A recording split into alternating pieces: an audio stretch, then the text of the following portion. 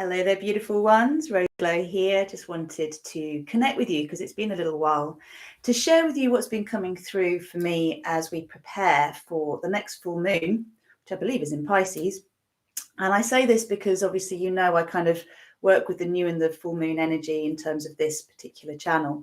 And I'm inviting everybody to notice that we're going on a journey. Okay, we're going on a journey spiraling into deeper and deeper layers of our divinity and our soul consciousness. So for those of you who don't know me, I'm Rosie Glow. I channel divine grace. I'm a multidimensional success coach, and I teach people to live as their divine human selves in this earthly reality. So how to be able to switch on their 5D vision and to ascend through the 4D bridge out of third dimensional consciousness. If that doesn't mean a lot to you right now, check out my other videos. There's a lot of information in there. And I really want to encourage you, if you haven't yet checked out the new moon co-creation meditation that was in Virgo last week. It is all about anchoring the energies of the divine child. And here's what is so amazing. I've recently come across some amazing information about our story, our history, coming through a woman, an 86-year-old woman who is an Oxford University historian. And obviously she's lived through many eras, in particular coming from a place where women didn't even, have a chance to go to such universities or even be in professions that now we don't even think about it. But ultimately rising up to the point that she is really ready to share her story now. And her name is Anne. I will get more information to you, but I discovered her through the Global Sisterhood. So I just want to share that because that is the lineage of how she came into my life. And as I've been preparing for the Divine Feminine Leadership Retreat, the information that's come through is amazing. The short form is this. I'm going to go into this in lots of other videos over the next few weeks and months, because this is the path that's ahead.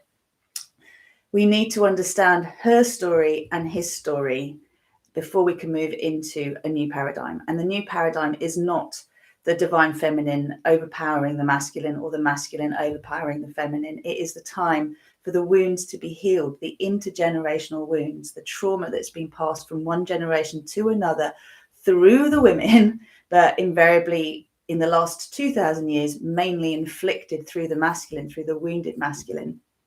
We're moving into a place where it is absolutely essential we practice radical self-love and forgiveness to come to a point where we can evolve beyond those wounds and literally put our divine glasses on and live as the embodiment of the divine feminine, divine masculine, so that we can birth the divine child. We can each claim our co-creating powers here on this earth and learn how to co-create from love rather than from fear.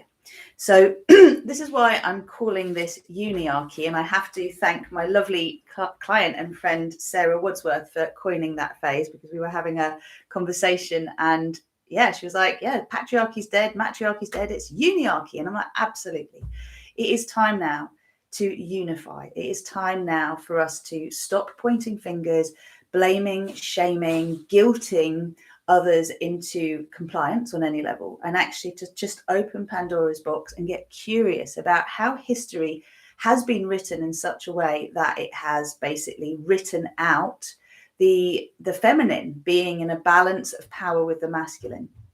And we also need to go further back to look at these apparent 3,000 years of matriarchal rule where there were no wars. There is no evidence of war in those times. Apparently, this is through Anne.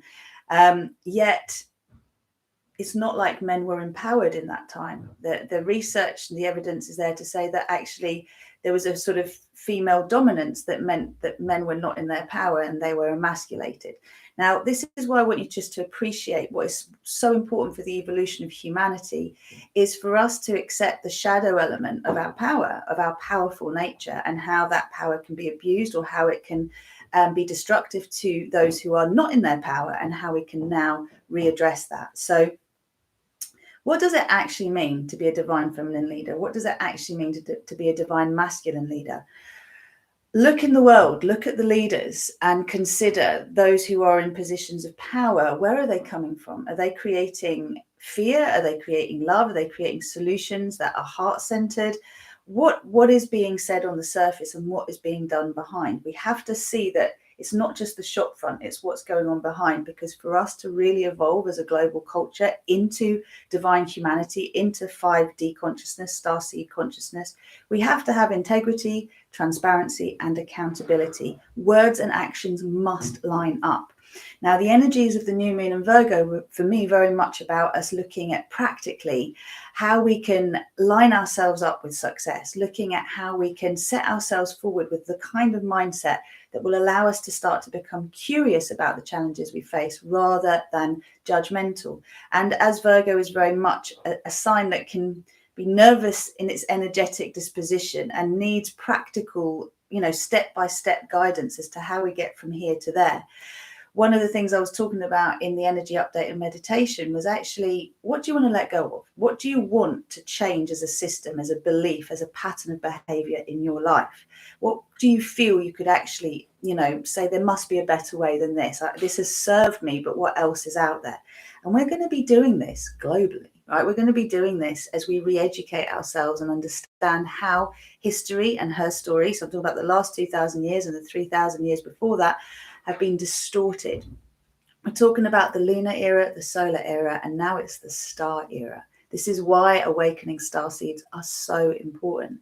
This is why us remembering that we're more than our physical biomechanical nature, that when we activate our soul consciousness, we remember why we're here again. What is the mission we chose to evolve our soul consciousness? And not to blow your mind too much, you can just imagine. What I've heard is there are 144,000 facets of the divine feminine diamond and 144,000 facets of the divine masculine diamond, or the masculine energy and the feminine energy. And every face, every facet is going to have a shadow and a light that needs integrating. So what if we just accepted that maybe we've had at least 144,000 lifetimes? And, those of us who are growing into our mastery and being the way showers of the new earth are here to remember as much as we can about the mastery we've had in the past and to bring it forward. But it also needs upgrading. We have to appreciate that what was true thousands of years ago now needs to be adapted to our current settings. And how do we get people from sort of just buying into a narrative to then constantly questioning that narrative, to being able to let go of needing to know the whys and the hows to any deep detail, and actually just choose instead to let the pain stories go of the past, to say, let's drop as much of this wounding as possible now so we can ascend as quickly as possible. And then we can look back and start to piece things together. So this is the invitation for humanity to move into UNIARCHY. We have to drop the pain story of the masculine. We have to drop the pain story of the feminine. That means we evolve it. We love it up. We have to remember our starseed consciousness, that we're here to co-create with the divine in us rather than the programmed, conditioned self that is fear-based, struggle-based, what we also call the ego in the way that I work. And this is a bridge between the solar plexus and the heart. Okay, it's moving from my will no matter what, so that I feel safe, to what's for the highest good of all. I surrender my deepest desires out into the collective for the highest good of all. I align myself as best I can. I have intention. I have called in my higher self consciousness to lead my decision making, to lead my thoughts, my feelings, my intentions. I'm getting clear on what I want and why I want it, and then I'm surrendering it to the highest good. But I'm also opening myself to only taking action once I'm in that balanced, inspired state, that I take the time to make sure that I have evolved where I am intending from the ego to the heart. And this is going to happen for all of humanity, okay? But it's just, I see it, and this is not with judgment, not with guilt, not with blame, not with shame, that those who are currently in positions of power are not the evolved version of themselves. I don't know one example yet that I've seen. If you've seen one, let me know, because it'd be really great to see these examples of beings. And, I've likened the game of life to various games in the past. So all I want to say is that, as I understand it, the third and the fourth dimensions have been playing chess for a very, very long time, thousands of years. And by this, I mean the sort of control through the solar energy, the masculine energy. And then you could say the feminine energy would be more the 4D seeking to understand, but it's not quite like that. It's more that look at narratives, mainstream narrative and alternate narrative. These narratives have been going on for a very long time. There's always been, a counter narrative, right? Like from as far back as we can go. And there's always been the rewriting or writing out of what's not convenient for the current narrative. Now, let me give you an example. In the UK, recently our government has decided to go against the science, right?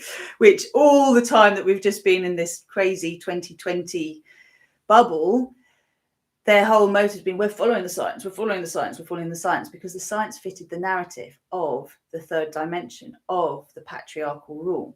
Whereas now the science is basically not fitting that narrative. So what's happening is that this is not being accepted. It's like, well, we don't like what we're seeing here. This doesn't fit our narrative. So we're going to make it fit our narrative. We're going to decide that there's a reason why we don't now rely on this. Whereas before, when it did fit our narrative, we did.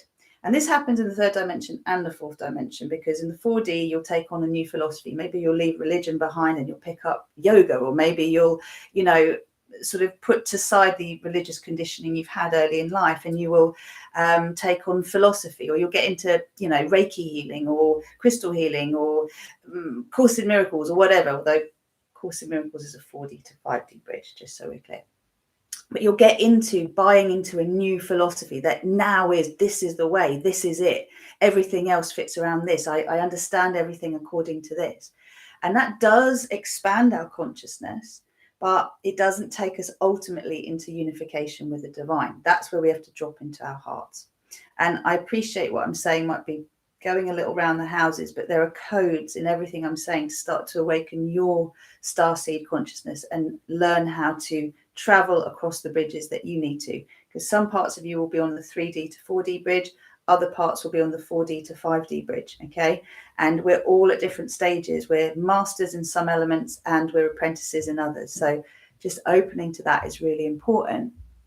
And allowing yourself at this stage to go into this idea that if 3D, mainstream narrative, and 4D, alternate narratives, have both been producing overall the frequency of fear, what I've seen as the new earth paradigm game of life that we're playing is moving the chess game out of the way, which is the 3D and 4D.